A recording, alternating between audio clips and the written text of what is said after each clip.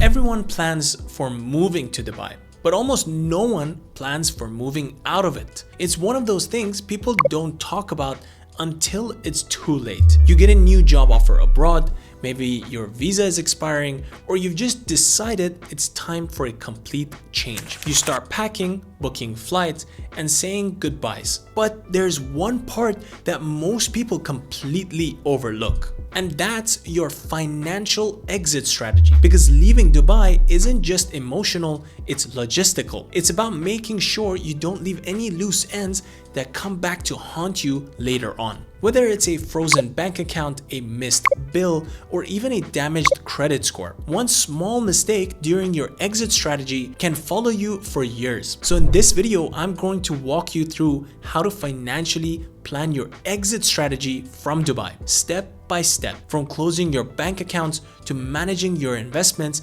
and transferring your savings safely back home. This is the kind of stuff no relocation video talks about, but everyone who's lived here long enough knows is absolutely critical.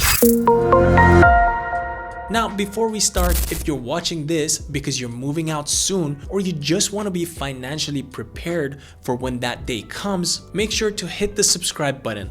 On this channel, we talk about real-life finance in Dubai, not theory, not hype, just what actually matters for people living and working here. Here's the thing about Dubai. Everything you do here is tied to your residency visa and Emirates ID. Your job, your bank account, your phone line, your apartment lease, even your car registration. All of it is connected to your visa status. So when your visa gets cancelled, the clock starts ticking. You have a grace period to sort things out, usually 30 days. And after that, your residency status is completely gone. If you haven't planned your exit properly by then, things can get messy real fast. I've seen people leave the country in a rush without settling loans, and months later, they get emails from collection agencies or find out their accounts were frozen with money still inside. It's not about fear, but it's about being organized. So let's break it down step by step. Before anything else, settle every outstanding loan or credit card you have. Dubai's financial system is very structured, so if you leave with debt, the bank will find out. It doesn't matter if it's just a few thousand dirhams, it can escalate quickly with penalties and affect your ability to return to the UAE later. Once you've cleared everything, request a no liability letter from your bank. That's literally an official proof that all your debts are settled with that bank. Keep it safely because it's the single most important document for your financial closure here. And don't forget the smaller things like buy now, pay later apps, credit lines tied to Etisalat or Du, or even car leases. Make sure every financial commitment you have is fully closed before your visa cancellation date. This part catches people off guard.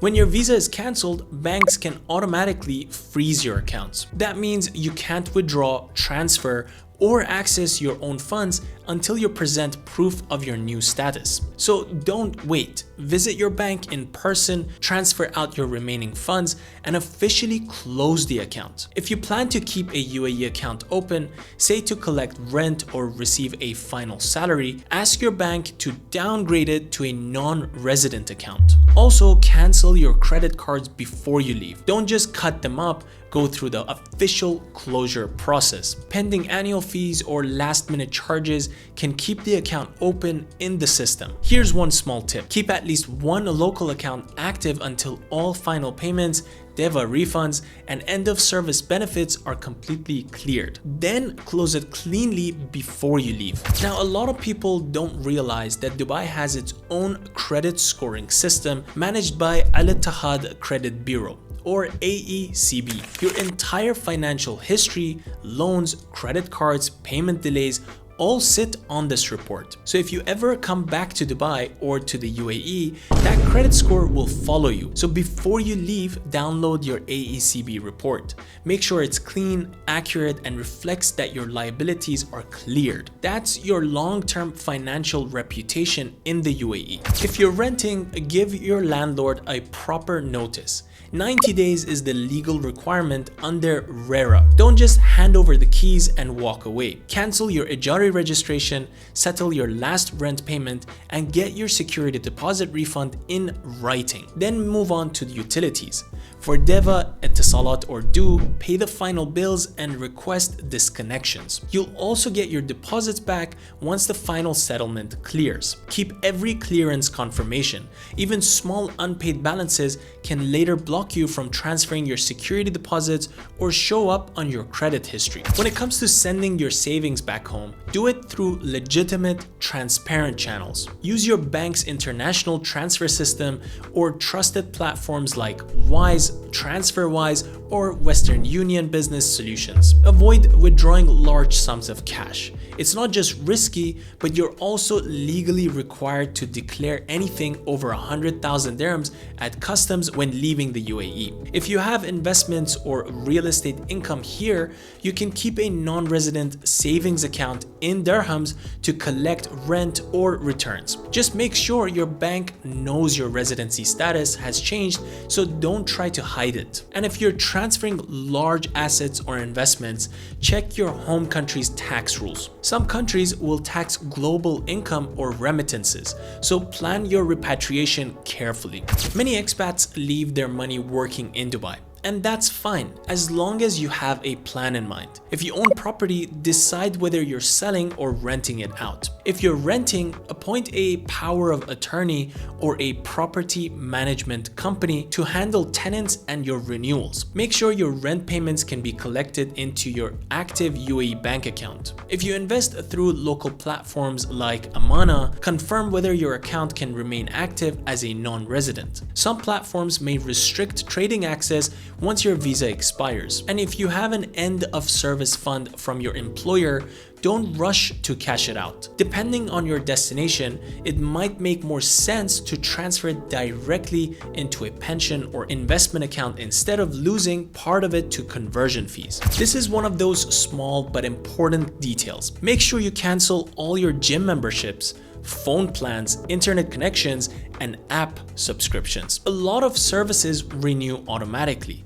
especially telecom contracts, which often require 30 days notice. If you had annual car insurance or health insurance billed up front, request a partial refund for unused months. Yes, that's possible. And if you signed up for anything with automatic billing, like entertainment apps or parking memberships, you must close them manually. You'd be surprised how many expats leave and still get charged months later because they forgot one recurring payment. And if you've been living in Dubai long term, chances are you already have life insurance, investment plans, or even a DIFC will. Here's what you need to know. Your DIFC will remains valid even after you leave, but update your contact details, executors, and any local asset information. For insurance policies, check if your coverage extends internationally. Many UAE plans only apply while you're a resident. If you're moving abroad, talk to your provider about converting or transferring or refunding. And remember, your health insurance will usually expire the same day your visa is cancelled. Don't get caught without coverage during your last few weeks in Dubai if you have insurance. Now, once your funds are back home, they may fall under your country's tax or financial reporting laws. Countries like the UK, Canada, and the US all require you to declare foreign income or assets. Also understand currency timing. Exchange rates fluctuate constantly, and a poor timing decision can cost you a chunk of your savings. So using online transfer platforms instead of banks can save you from hidden fees. But make sure you double check limits and transfer caps. This last part isn't about paperwork. It's about peace of mind. Leaving Dubai isn't just a financial transition, obviously. It can also be an emotional one. For most people, this city becomes a second home. You've built friendships, networks, and even memories here. So as you close your financial chapters, do it with intention. Settle all dues properly. Say thank you to the people you've worked with.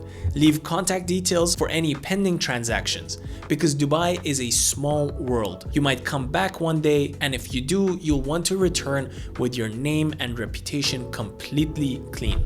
Everyone plans their Dubai entry in detail, finding a job, a flat, a visa, but almost no one plans their exit. And that's where people lose money, time, time, reputation, and peace of mind. A well-planned exit means you take your savings with you smoothly, your accounts closed properly, your credit score intact, and your options open for the future. Because leaving the UAE doesn't mean cutting it off, it just means doing it smart. And before you go, make sure to hit that like button and subscribe for more Dubai-based financial insights. Whether you're moving here, building a life here, or preparing to leave, I'll help you navigate it all the right way. Thank you guys so much for watching, and I'll see you guys in the next one.